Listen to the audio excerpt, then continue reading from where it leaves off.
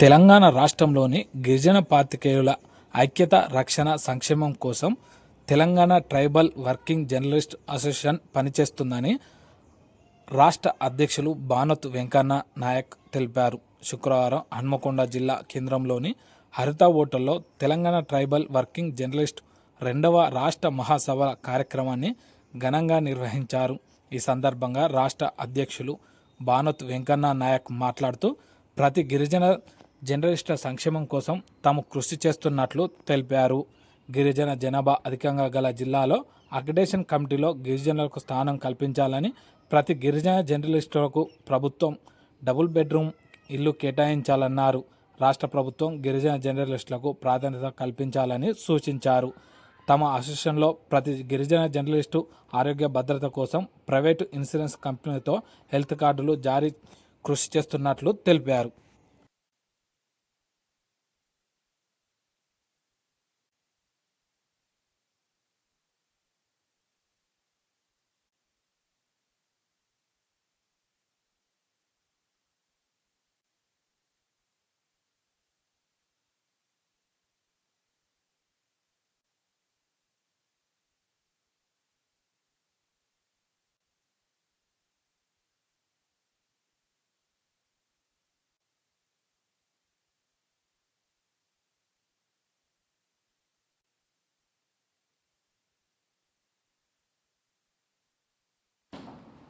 ఇబ్బందులు ఉన్నాయి, సమస్యలు ఉన్నాయి.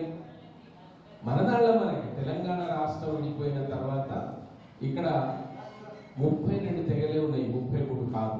దయచేసి దాన్ని సరి చేసుకోండి. తెలంగాణ రాష్ట్రం విడిపోయిన తర్వాత గిరిజన తెగలు 32 తెగలే ఉన్నాయి.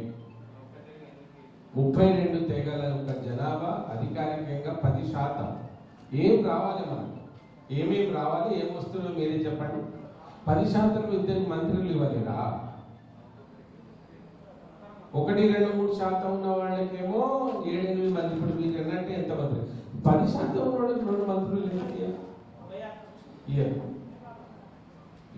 ఇయ్యారంటే మనం ఏం చేయలేము కనుక. రండి నాతో ఇంతమంది మనం ఇప్పుడు అంబేద్కర్ దగ్గర జర్నలిస్ట్ అందరిపై మనం జరిగే అన్యాయం అనుకుంటున్నాం. ఎందుకు మమ్మల్ని గుర్తించాలి?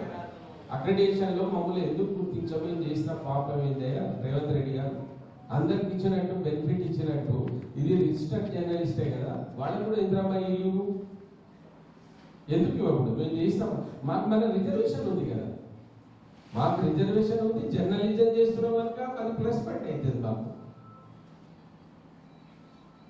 వీటి గురించి నేను మళ్ళీ మిమ్మల్ని విసిగించకుండా ఒక యునానిమస్ తీర్మానం చేసి ఒకటి రాసి గవర్నమెంట్ వెంటనే ఇలా జర్నలిజం మా లెటర్స్ పెడతాం. మేము ఎవరెవరు పాల్గొన్న మీద మా రికమెండ్ మేము చేస్తాం.